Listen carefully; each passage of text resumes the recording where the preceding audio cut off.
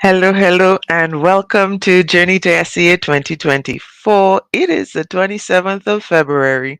So I suspect that many parents are, we're heading into March. We're on the cusp of March, so to speak, and we're heading into SEA soon. So when I was preparing for today's session, I thought, you know what, maybe we need some deep breathing this morning too. So I wanted to begin with the 54321 for those of you who have been following the lives. You know who I am, you know what we're about, but just in case this is your first session, my name is Shelly Ann Edwards Barron, and I'm a creative writing specialist, and I work with multisensory learning. So I try to get students to really experience the writing so that they can understand the details. And I tend to work mostly with students who are struggling, so they're missing something, they're trying to, put things together and their ideas just aren't working out so well. And so, what I help them do is to structure that, organize that, and create a plan and a strategy for dealing with the writing. And I'm also working with students on comprehension recently because I've found that reading and writing are two sides of the same coin, and I've said that before. And so working with the comprehension is really just working with the receiving side of what students would have been doing with the writing. And so this morning, as we get started, let me get set up here because I kind of thought of it a little bit late, but I feel like as I was preparing and I was checking, how many days do we have left? Because I know people are, you know, really, if we're talking crunch time, this is as crunch as you can get. We have 3 full weeks, including this week, right? So we're coming down to it, and sometimes I know parents might be thinking, okay, what do I have to do now? What can I double up on? Honestly, if you've been following the schedule and you've been giving that consistent practice, what really should be happening right now is looking at what mistakes are being made, understanding what are causing those mistakes, and dealing with those specifically. We've covered everything for the creative writing, we've covered everything for the comprehension, and really at this point, we're just touching in on, we're looking at practice, revise, repeat, practice, revise, repeat. We want to get the feedback going, we want to get the details so that you know what exactly specifically to work on with your child. And so today we're going to be talking about revising and editing with reports. We're going back to intervention and climax with narratives because that's an area that I think many people are still struggling with. And we're looking at the fiction and poetry connection today with the comprehension. But like I said, I feel like some deep breathing is in order because of the anxiety. I know I'm feeling it, and again, for those of you who've been working with me before, you've been following, you know that I have some anxiety issues and some others, yeah, lots of issues on this side.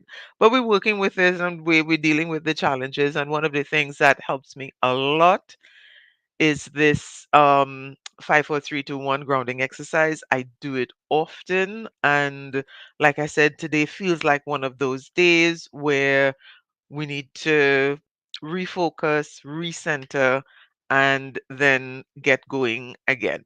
So before we get into anything else, let's take a look at the 5, 4, 3, 2, 1.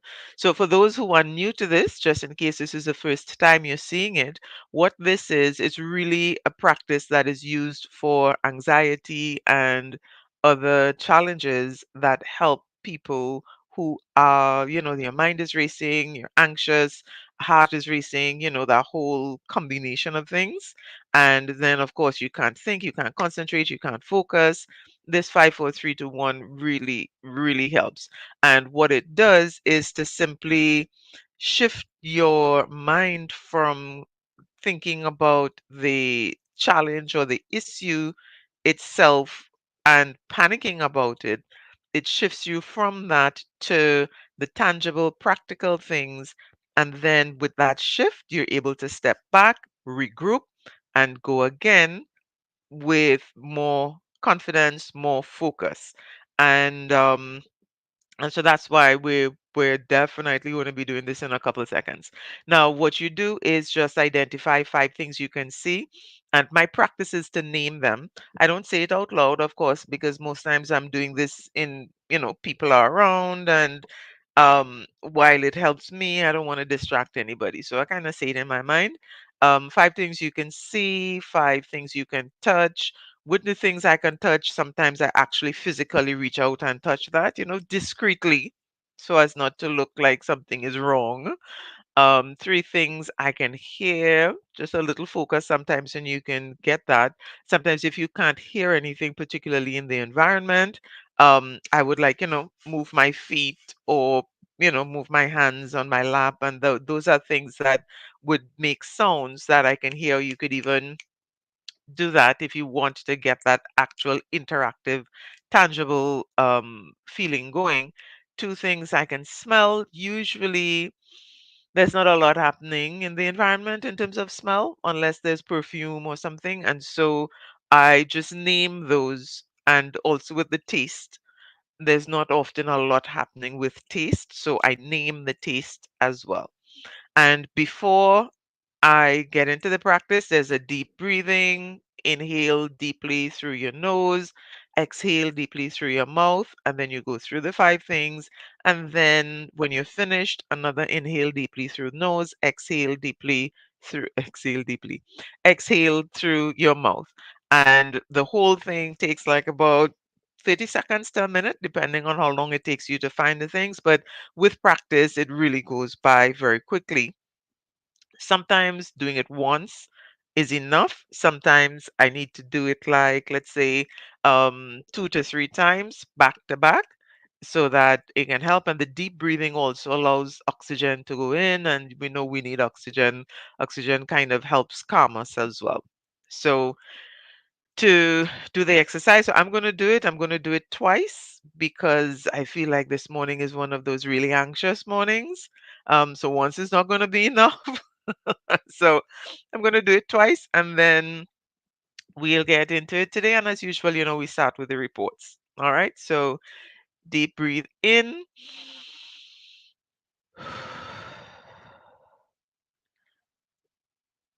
5 things you can see.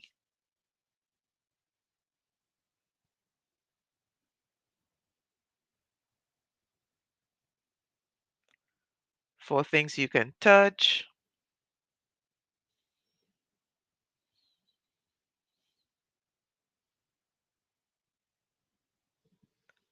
3 things you can hear.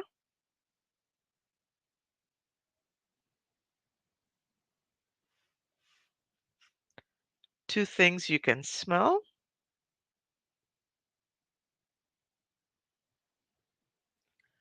1 thing you can taste. Inhale again.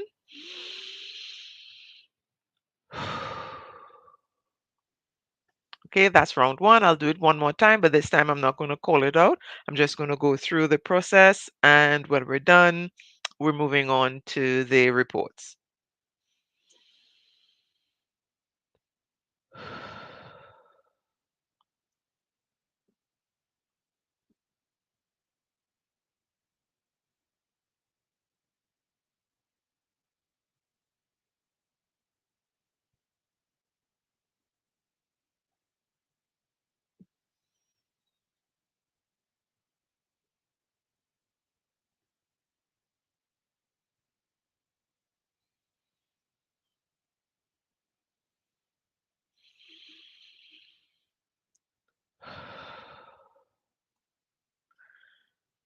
Okay, so how do you guys feel? I hope you feel better. I do.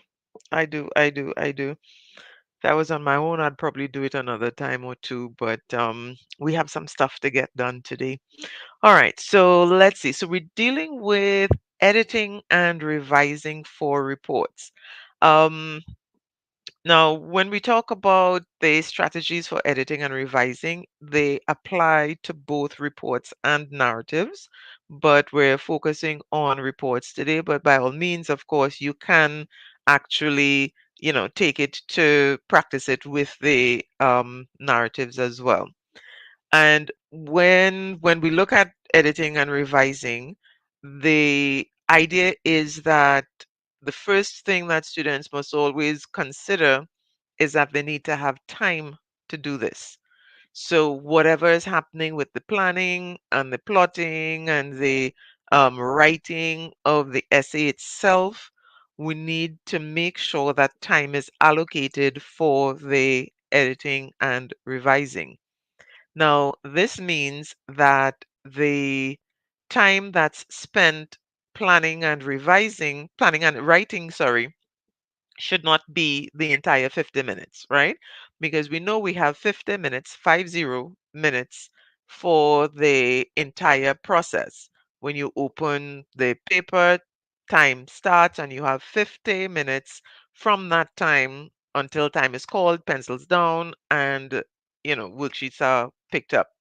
So within that time, we need to allocate time for the planning, writing, and editing and revising.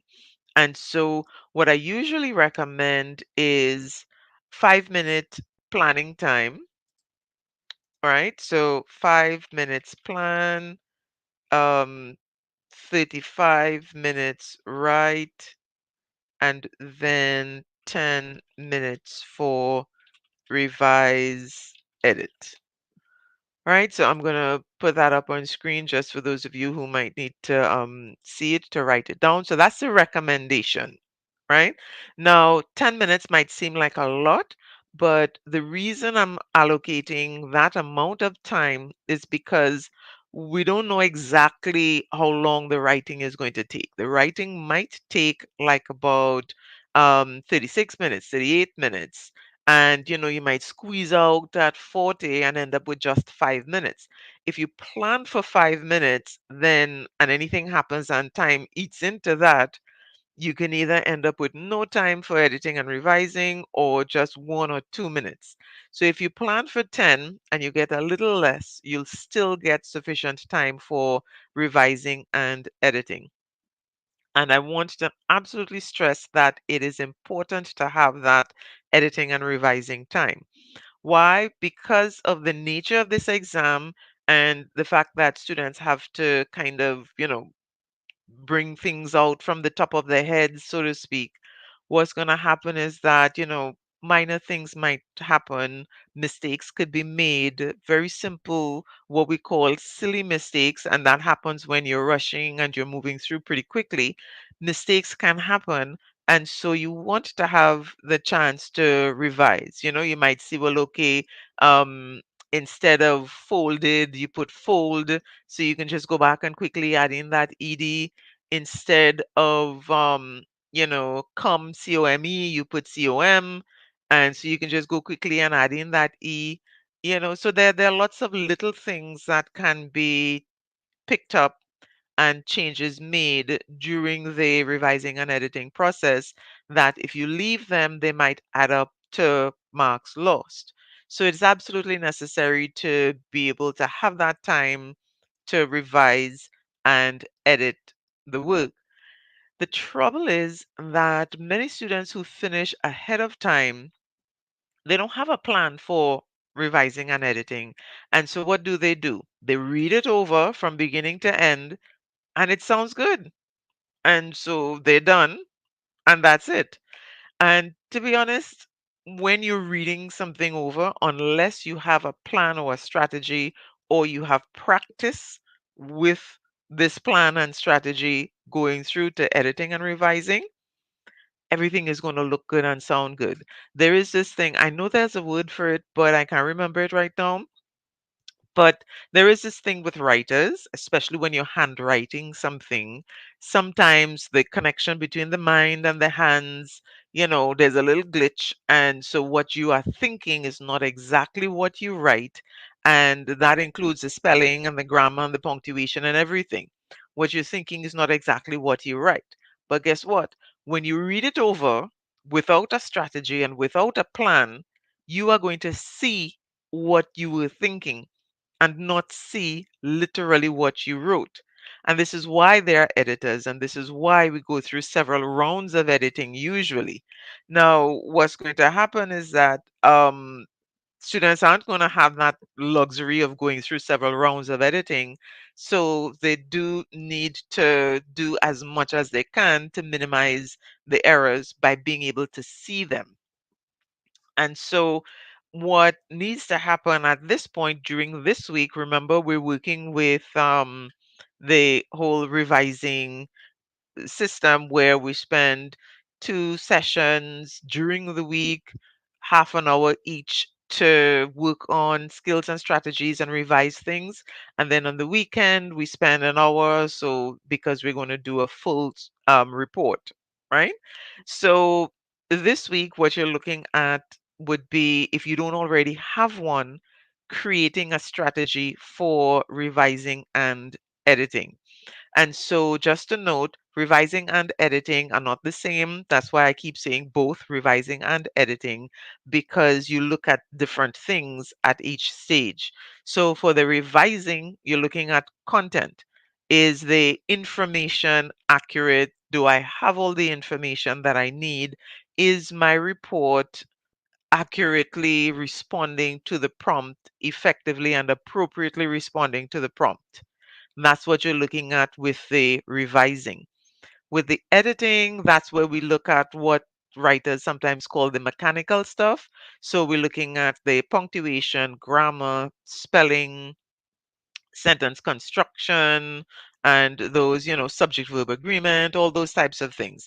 And so this week, when you're doing those 2 30-minute sessions, what you need to do is to gather, I would say, about maybe 3 to 5 of the past reports that your child or students have written. So have each child with their, I guess their database of reports, their package. And so you're looking at what comments are on them, and you're looking at what the recurring errors are.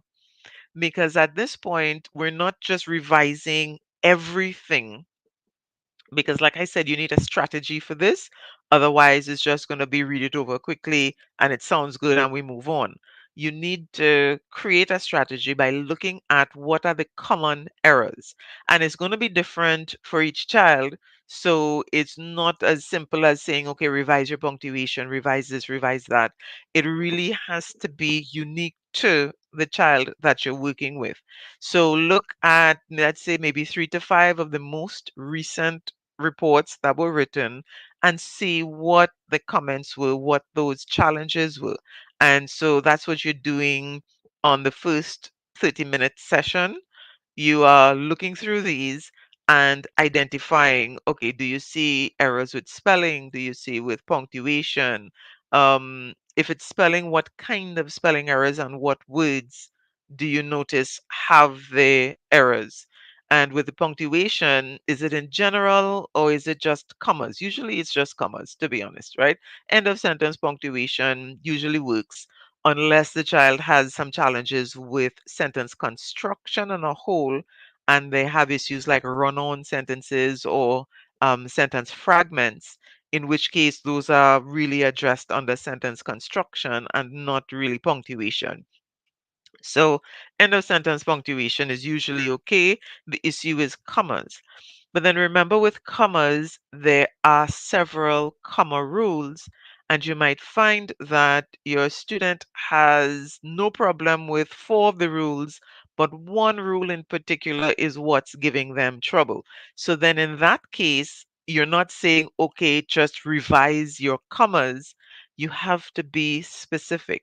The more specific you are in terms of creating this plan and structure for the editing and revising, the better off the child would be during the exam to be able to,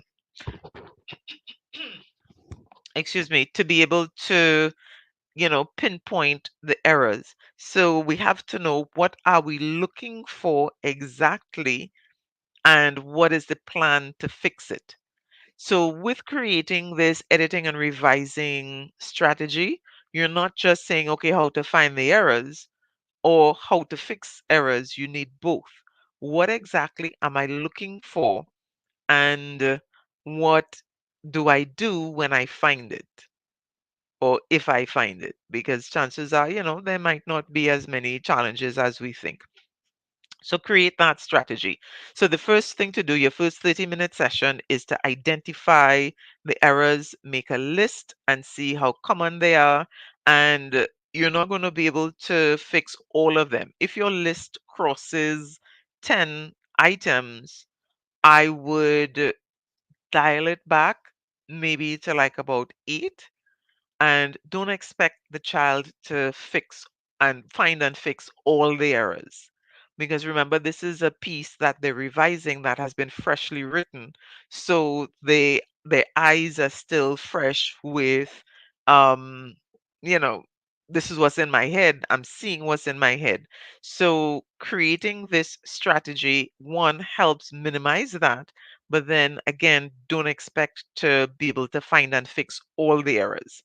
So you want to, I would say, stick to 8, 5 to 8, and work on those.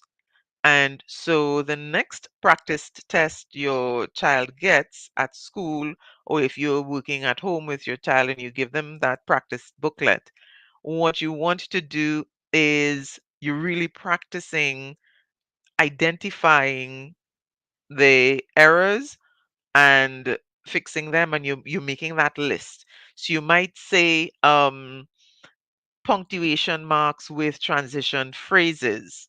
That's what you're looking for. You're looking at subject verb agreement.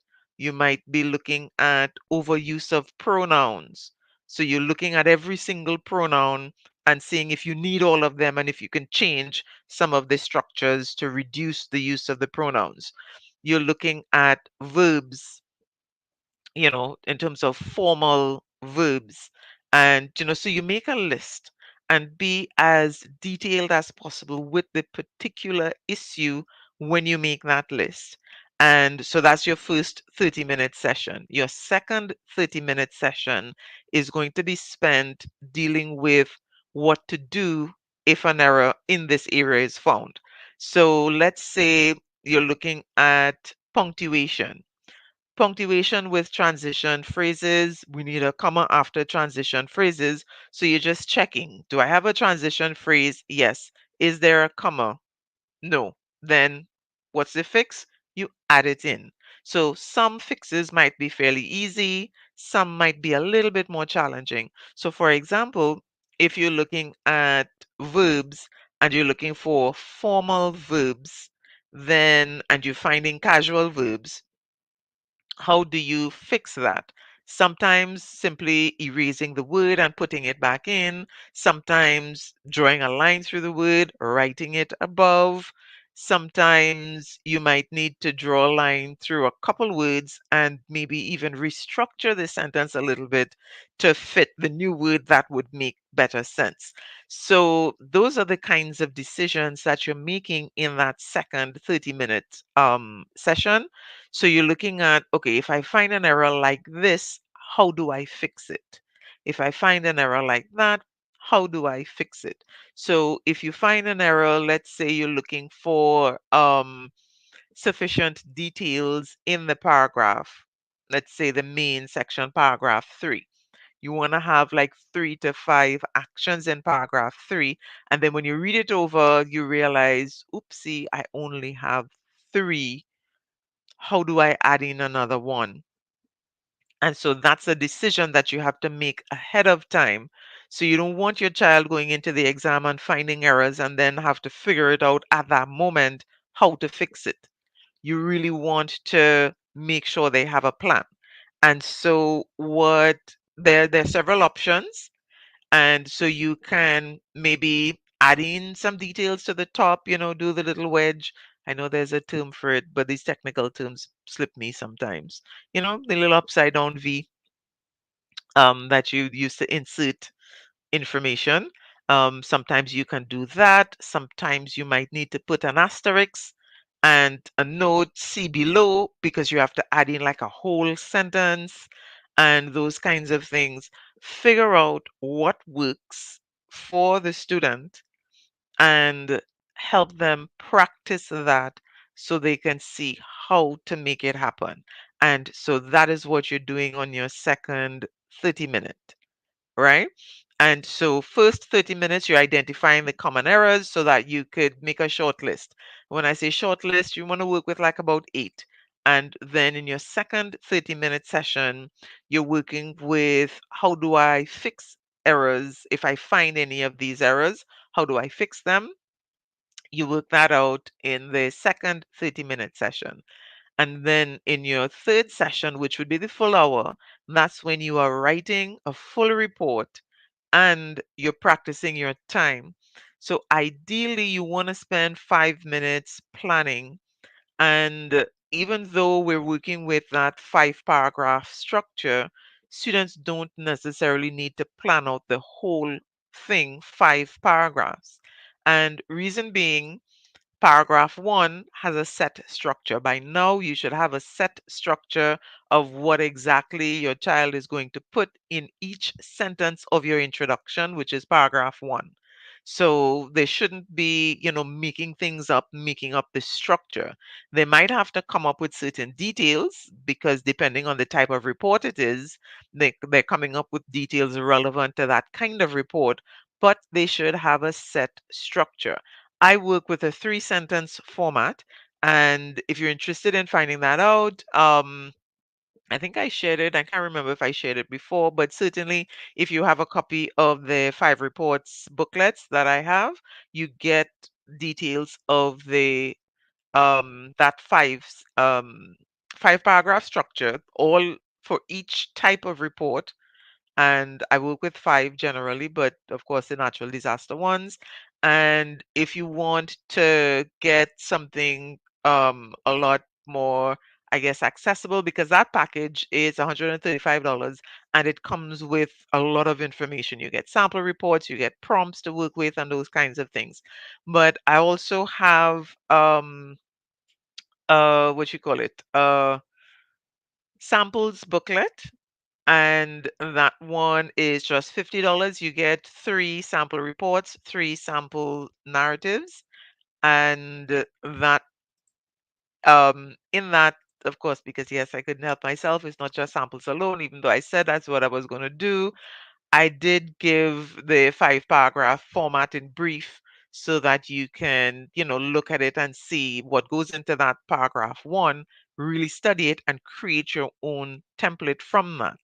And so you don't need to plan paragraph one because you have a template that should have been memorized and working with. So we're not planning paragraph one, and we're not planning paragraph five because paragraph five, if we want to give just a general idea of what goes into it, then that's fine. So for the quick planning process for a report, we're planning paragraphs two, three, and four. And when we're planning that, we're actually jotting down a few details about what we want to put in it. We don't have to do complete sentences. I know some students do complete sentences where they just write the one sentence. So they have that topic sentence to work with when they flesh out the report. But we don't want to do more than that. Is either that one sentence or brief phrases that list what you're going to include, and then that's it. So we're planning two, three, and four. And that should take 5 minutes or less.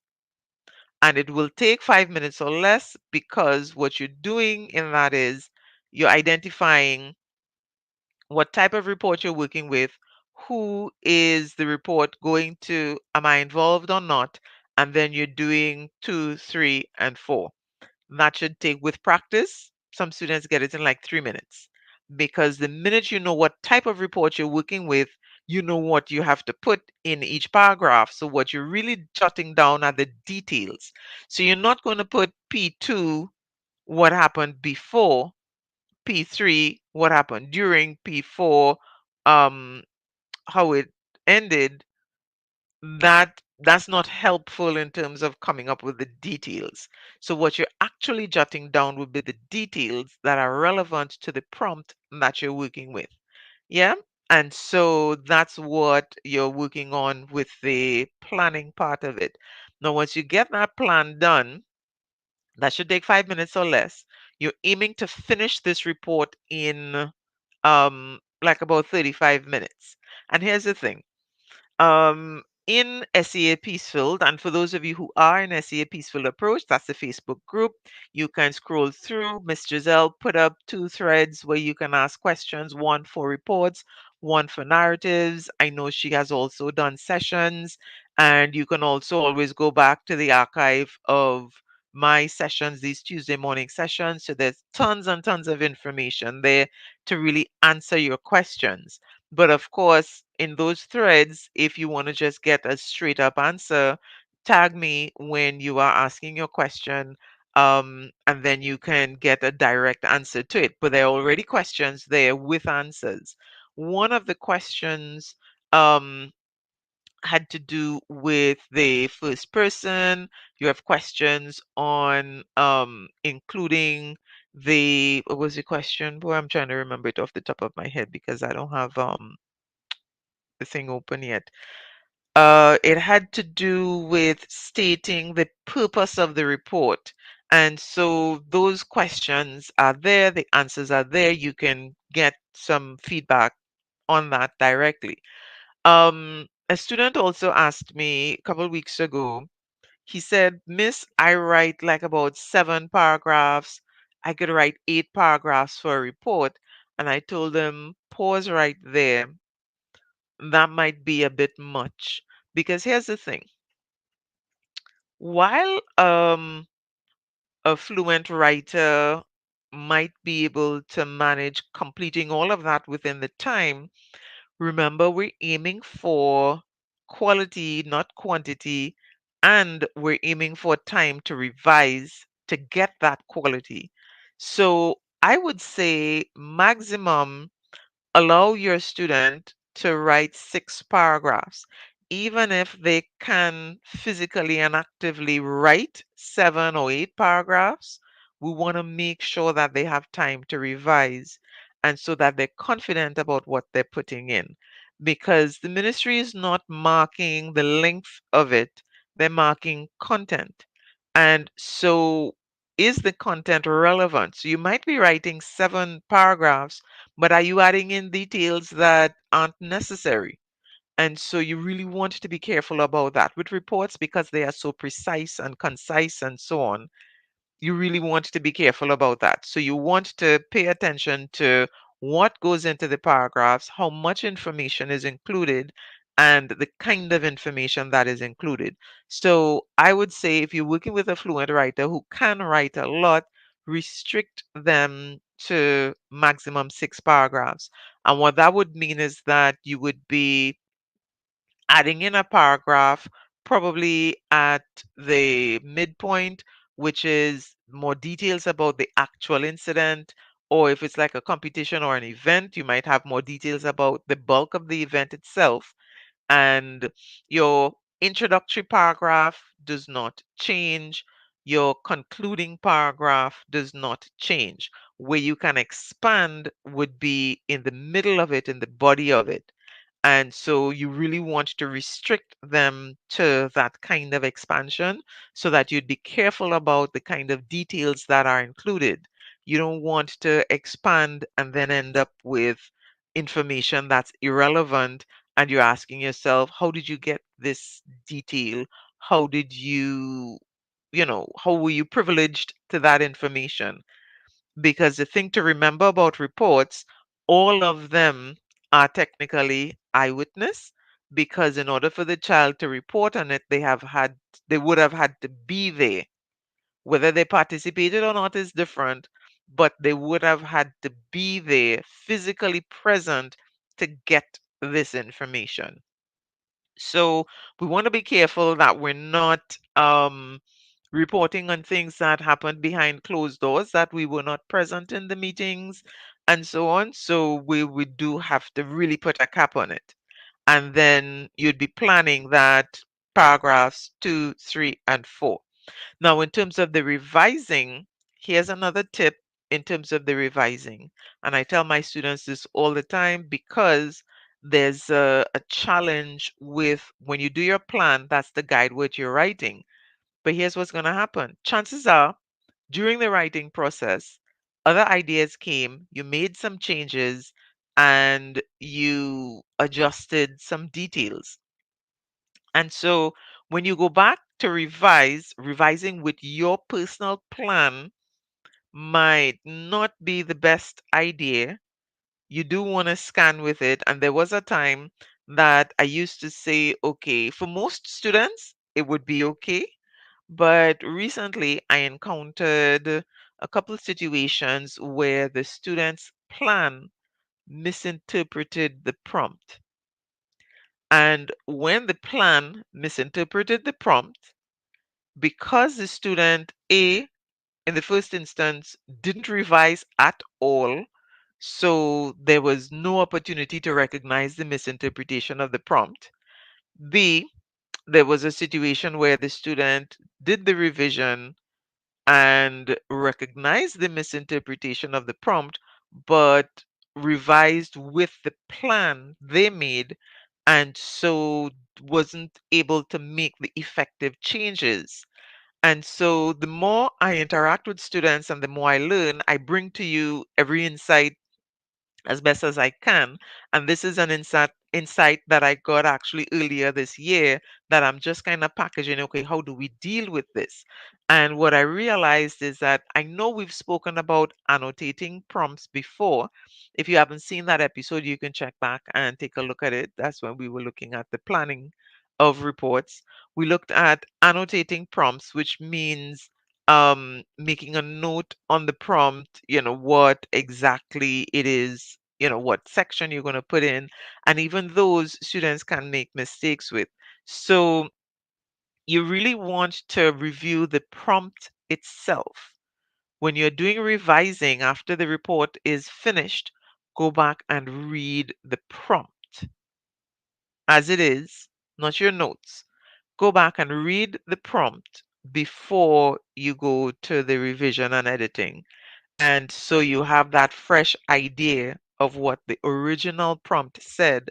And that's going to be your best bet to making sure that if there's any kind of misinterpretation of the prompt, that you have the opportunity to A, recognize it, and B, know how to fix it. So that is something that you need to discuss with your students when you're doing this revising and editing section. If you go back and you realize that you misinterpreted the prompt, let's say there were two students in the activity, but you said three, or there was something that you neglected to mention that you have to add in. How do you do that in a brief and quick way to allow the examiners to recognize that you saw the thing and you made the change, and this is what you want them to include when they're marking you? Figure that out. And when you do your practice at the end of this week, when you go through your 1 hour session where you're writing a full report, practice revising and doing that so that if you have to add in anything, practice adding it in as well so you know how to do it. Right? So that's what I really want you to understand when it comes to the revising and editing. One, make sure there is time allocated for it. Two, revising and editing comes at the tail end of a strategy for the whole exam. So you need to have a planning strategy at the beginning, a writing strategy that would complement the editing and revising. And so the editing and revising would add that kind of finishing touch. And then what am I? One, two, three. Yeah. So let me go back. So one, they um oh, I forget. Sorry, I laughed too much. It's a good thing these things are recorded. So, but okay, let me repeat what I wanted to tell you then. Listen, I'm sorry guys, but my mind when I'm saying these things, it goes like a mile a minute. And a lot of the things that I'm recapping, so what, you know what? I should be writing it down so that I can put it in the chat after. Let me open a notepad. So the first thing is you need to have the time, right? So allocate time for editing and revising. The second thing is that the editing and revising is part of an overall strategy, right? Um, so you need to have that planning strategy, you need to have the writing strategy to make sure that the editing and revising actually complement these two. The third thing is that you need to have an actual strategy for how to go about doing the editing and revising, right?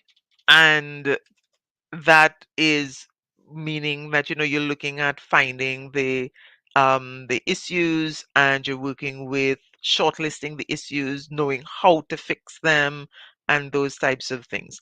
And so those are that's what you're working with this week to make sure you can get the best of it. Now, this is one, an exam strategy, but two, editing and revising, like I said, is a natural part of writing, and it's just that in this case, students are doing it under exam conditions. But as a writer, I have my work edited, and I am also an editor, so I edit other people's work too. So, it's not something that is unique to this situation. It's just how it's being done. We have to create strategies for that because we do need to include the editing and revising. All right. So I think that is what's what for the reports. And so let's move on to narratives. Now, with narratives, we'll probably not spend as much time because with narratives, we're repeating something that was covered several times before. This week for narratives, what I want you to focus on is the intervention and climax. And so if you've been studying and you've been following the schedule that we have, you would have already done, character description, setting description, and all those other things. So now you're going back to one section of the plot that has some challenges for many students. And so what you want to focus on this week is making sure that students are including in their writing what is creating the climax, and that is the intervention. And so sometimes what happens is that the rising action is built effectively, but then when they get to the point at the peak of the rising action where the turning point happens, then the turning point kind of happens just like that. And readers are left to figure out, okay, where did that come from? How did you find that out? And that question reduces the quality of the story. So readers shouldn't have to guess how you got to the climax, how you got the help. Readers should be able to figure it out. So let's say you're facing off with a monster. How do you find something to attack the monster or get away from the monster? Where does that come from? It can't just materialize like that. It has to have a source. There has to be a cause. Remember, in the earlies, we looked at cause and effect and why that's important. Students need to get that concept really early so that at this point, when you're revising stuff with them, they can actually understand and connect with what you're saying. Because of course, what we're doing is there's a lot of repetition.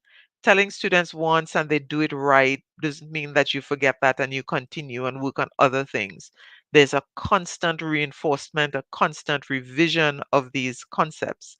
And that's why we're working with 3 times a week working on this. Because in your first 30-minute session, you want to focus on um, what is intervention, what makes a good intervention, and how does that lead to climax. You also need to make sure it's absolutely clear in your child's mind what is climax. And even at this point, there are many, many people who misunderstand what climax is.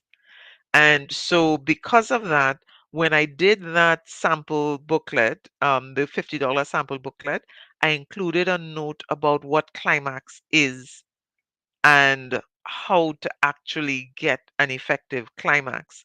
Because there are two issues with climax that I've noticed that happen that I see regularly, right? Um, I see the issue of students believing that the climax is the introduction of the biggest problem. Your climax is the turning point in the story.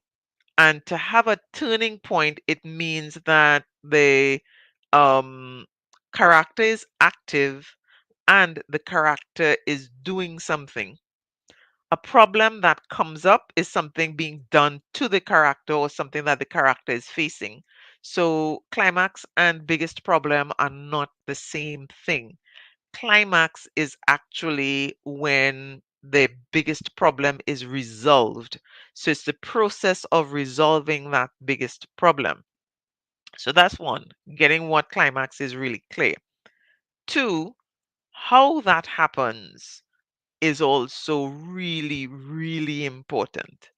And so that is something that many students struggle with as well because they take too long with introducing problems so that they're into paragraph 2 and the problem comes up at paragraph 3 and then they're writing 5 or 6 paragraphs. That is way too long. Your complication or first problem should happen at the end of your introduction or at the beginning of paragraph 2. By the time you hit paragraph 3, you should be at your third problem, which would be the biggest problem in terms of getting that rising action.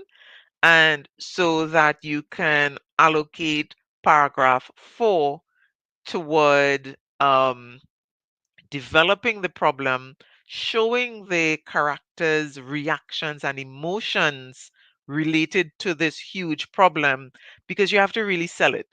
If you say this is a huge problem to the character, readers have to feel it. You can't just tell readers, hey, this is a really bad thing.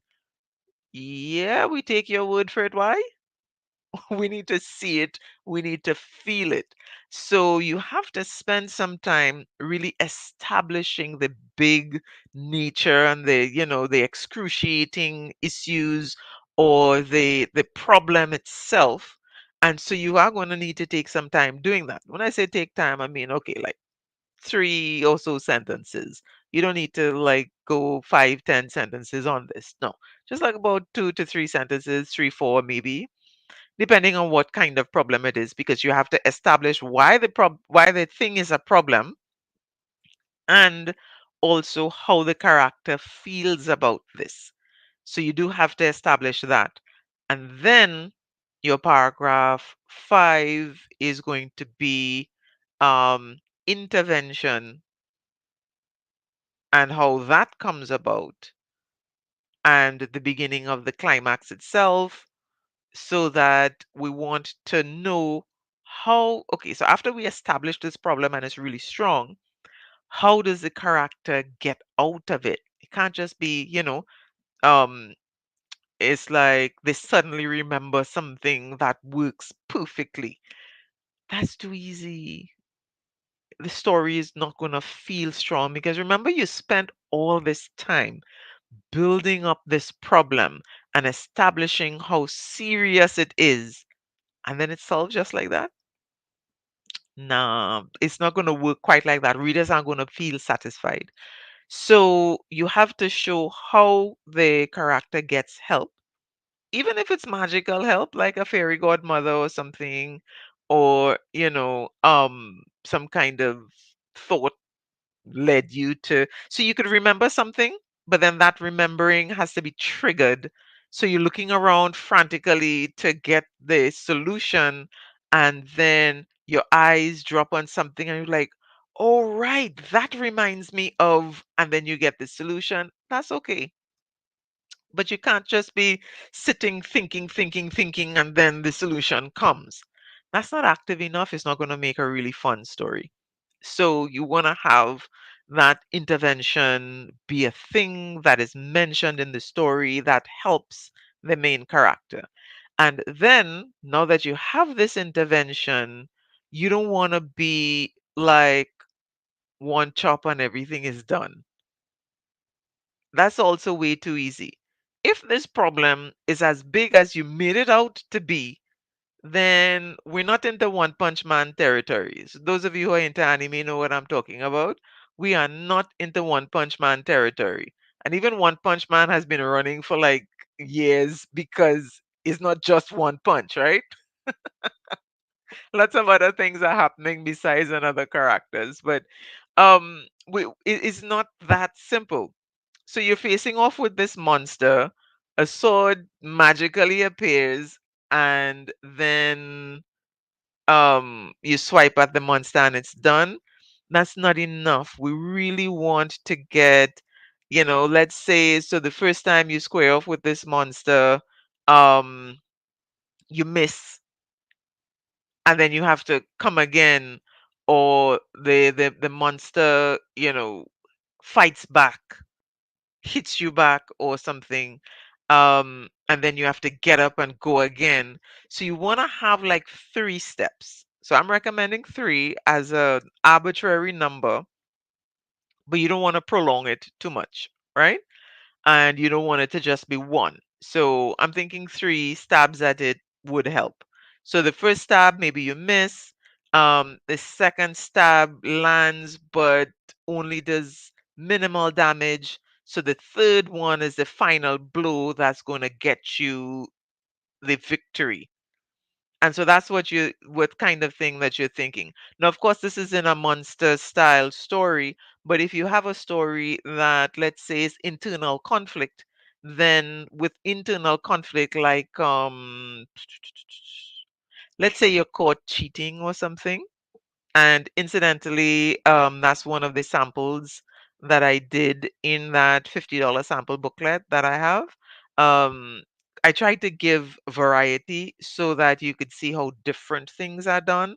So I did one monster, one the realistic fiction was the um internal conflict, the good angel and the devil kind of having a conversation in your head kind of thing. And then I also did one on folklore.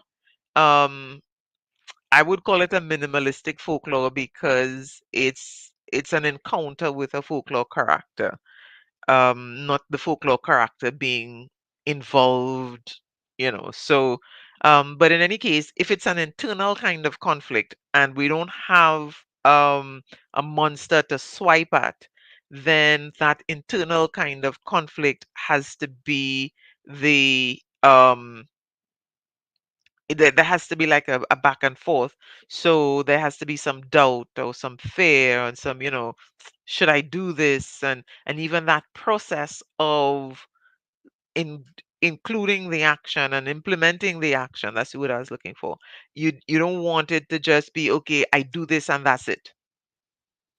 You want it to be some hesitation. You want to have that doubt and fear and timid action before the thing actually happens. And so, depending on the kind of story, what the climax looks like is going to be different. But of course, you don't want it to just be like one thing and it's done. So, so this week, first 30-minute session, review what is intervention, what is climax, why they are absolutely important. And second 30-minute session, do some practice. If you have this big problem, where are you going to find solutions? And how is that going to look like? So we practice writing some intervention and climax, if I solve it, how am I going to solve something like this? So you might want to go back to the list of, let's say, we have six different types of conflict. If it's a villain, how are you going to get help to face off with the villain? If it's something in nature, like if you're doing an action and adventure sequence, and if it's like a storm, and you have to fight against this, or there's an earthquake or something, what's how do you get solutions, how do you get out of it? If it's like a killer robot or some kind of monster, how do you get out of it? And so you're planning your strategies, and you're using concepts rather than details. And this is where students get that background and understanding, so when they get to the actual writing of it, and based on the prompt, they decide they're working with a villain, then they know, okay, if I'm dealing with a villain, then this is my sequence. Um, and if they decide it's action and adventure, or they decide it's some kind of creature, you know, they know they have a kind of structure to work with. And again, this is all about exam strategies at this point, because they should already have an idea of these kinds of concepts. But then, how do you apply it in this particular exam? That's what we're looking at. So, what we're dealing with is first session, make sure they know what intervention and climax would be. Second session, we're practicing some solutions and intervention. How do we write that? How do we introduce it? How do we transition from the intervention to the actual climax? What kind of details do we put in the climax? And so that's what we're doing in the second 30-minute session. In the third 30-minute session, no, that would be the 1 hour session. When you're writing the story, you present a prompt and you go through the prompt, write the story, and then what you're looking at specifically in this review is the intervention and climax here. And so if you are thinking, all right, where am I going to get prompts to work with? You have the past papers, and if you don't already have a copy of them, you can. I know Ministry of Education has from 2021, I believe, on their website, primary school resources, and so you can get 21, 22, 23. Um, 22 would be reports. So 21 and 23 would be narratives. If you don't have a copy of the 2020, which is also narratives, I have a copy on my website, or you can just WhatsApp me, message me, and I can get you a copy of it. I believe it's also in SEA Peacefield if you check the files. So you can start with those, the ministry structured narrative prompts. And I'm stressing on those because at this point, you want students to be as familiar as possible with the ministry style prompts.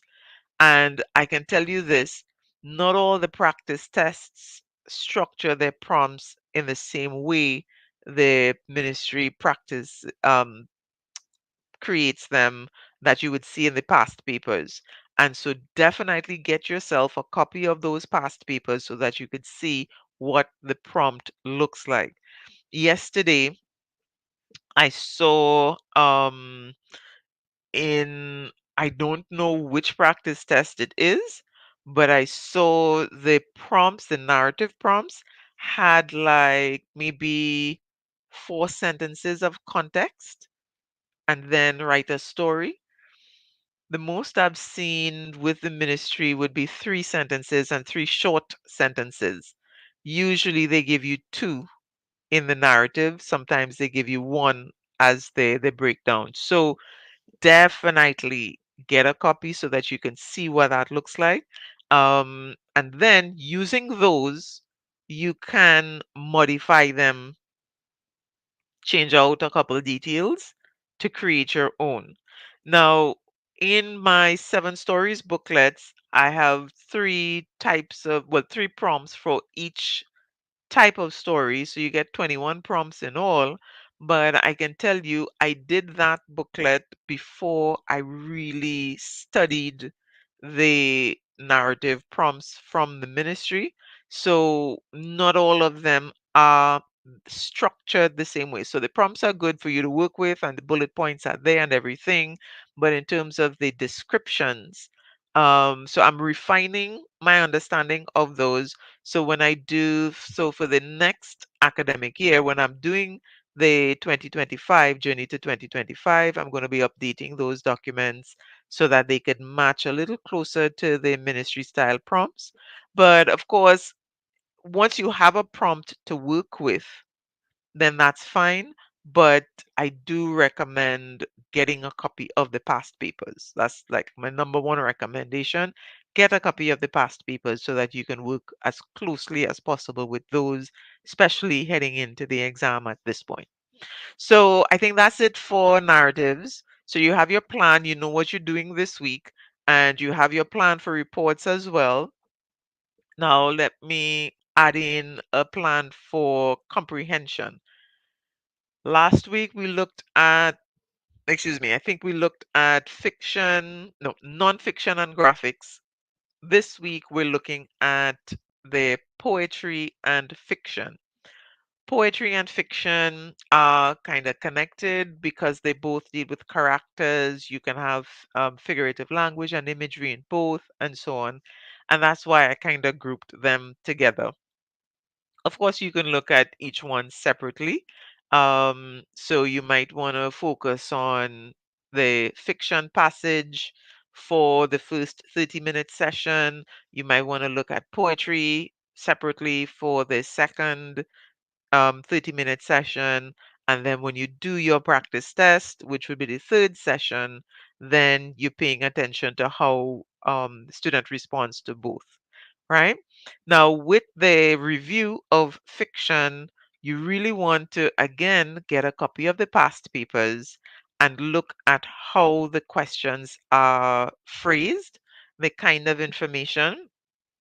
I recommend working with the you can get these on the ministry's website as well on the primary school resources. You would get 21, 22, and 23. So look at the kinds of poems that are given, look at the way the questions are asked. We already looked at how to respond to questions, but you want to review that as well. And so you're doing that first 30-minute session, you're focusing on the fiction, second 30-minute session, you're focusing on the poetry, and you're looking at your students' responses from practice tests that were done previously. So when you review the fiction, go back through practice tests that you have that were already corrected and everything, and take a look at the kinds of responses that you got for fiction and see which of the questions are the most challenging ones and look at strategies for answering those questions. When you do the poetry, do the same thing. Look at the way the questions are created, look at how the responses are. So get yourself the practice tests that have already been corrected and see the kinds of responses that you're getting. And so you want to look at maybe some model responses. So if you have a copy of the past paper responses that I created, I did 2019 to 2023. 2019 and 2020 are really just for review and practice because the format of the exam in terms of how the questions were presented was changed slightly from 2021. And so you could look more closely at the 21, 22, and 23. But of course, you can have the poem and the passage and all those things for the 2019 and 2020 as well that you can practice with. And so if you already have a copy of the answers preparation that I have, then you should also have them, all the passages and all the poems separately so you can have a direct focus on that. So you can pull out the nonfiction, pull out the fiction, and pull out whichever one you want to work on and focus on those, right? if you don't have a copy, of course, you can WhatsApp me and get a copy. It's 150 for that one. All right. Let me put up my number. I just realized I didn't put up my number. All right. So this is what you're reviewing this week: poetry and fiction. And I think, you see, working with the poetry and the fiction together gives you the ability to maximize on the kinds of questions, because you will get, you know, content questions, vocabulary questions, figurative language questions. You could get character questions in both. And so you can also look at how you respond to poetry and how you respond to um, the what you call it, the fiction itself, and so you study those, right? And so that's what you're working on this week. So you have, yeah, you have some stuff to work on, and we're continuing. We're coming into crunch time. We're preparing for the exam, and again, you're working with exam strategies at this point. Exam strategies, if you see challenges otherwise, you know, fill in the gaps as you can, but really and truly, we're working with exam strategies, how to get the most amount of marks in the exam itself. So you have a plan for reports, you have a plan for narratives, and you have a plan for the comprehension. So I think you're good to go. It's once you have a plan and you're working that plan, it will show results. And at this point, you are still looking at the kinds of errors that are being made and deciding how to plug that gap, how to make the changes. And so when you're doing that, if anything comes up and you're not sure how to find a solution to it, SEA Peacefield, you have there's a thread for reports, there's a thread for narratives, and I should probably then open a thread for comprehension. But in any case, whenever you ask a question, you can tag me, tag any of the admins or moderators, and we're all very helpful. And there are lots of parents and teachers also in the group that are there, and they do answer questions. It's a really vibrant group. So now is the time to really work that support in the group. Ask your questions. Don't be ashamed. Don't be afraid. If you don't want people to know who you are, there's the anonymous option that you can use to um, ask your questions too. So feel free to use that if you don't want to ask the question directly. But yeah, ask your questions in the group. Ask for the support that you need, and you're gonna get it. You're not in this alone. And yes, it's crunch time, but having a plan is gonna make that most worthwhile so that you can maximize on the time that you have left. And there's still a lot that can be done at this point with identifying errors, finding solutions, implementing those solutions. All right, so take heart, take heart. We are here to help. There are lots of support that you can get. You can message me directly. You have my WhatsApp number, or you can message in SEA Peacefield Approach and get tons and tons of support. All right, so I think that's it for today. Like I said, you have your plan for reports, you have your plan for narratives, and I think you're good to go. Good to go. And while you're doing all of this, of course, remember to, you know, give a little hug and a kiss now and then, and tell your child that you're really proud of their efforts, because a lot of kids, I mean, they're really, really pushing it. They're asking the questions, they're making the changes, they are implementing things. And so, yeah, give them a hug, because what they're doing is monumental. It's a little bit tough on them. So let them know that they're loved throughout the process, and hey, they're doing their best. Nice. If you think they're not doing their best, then ask them how they think they can do more, because we might think they're not doing their best, but it's really the best that they know how. So we might need to kind of support them and show them how to do better if we think that they're not doing their best. And so So that's something to look into. I believe that everybody does their best at every point in time, even when we know they can do better. That's the best that they can do in that moment because of their mental state, because of their emotional state, because of how they are feeling. That is going to be their best at that point in time. If we want them to do better, we need to instill them with confidence and support and love to do better. And that's how we would really get them to do better. All right. So thanks again for sticking around to the end. And like I said, questions, people send your questions. I might not be able to deal with all of them directly, personally. Ask them in peaceful. There are lots of other people who would be able to answer as well. And at the very least, I'll bring it to the live so that I'll share it and other people can get help as well. So ask your questions and let's see how best we can get you to SCA with confidence, with peace, and with some love and joy still. All right. Have a wonderful rest of today, guys, and I'll see you next week. Yep, I'll be here next week again. Okay. Take care.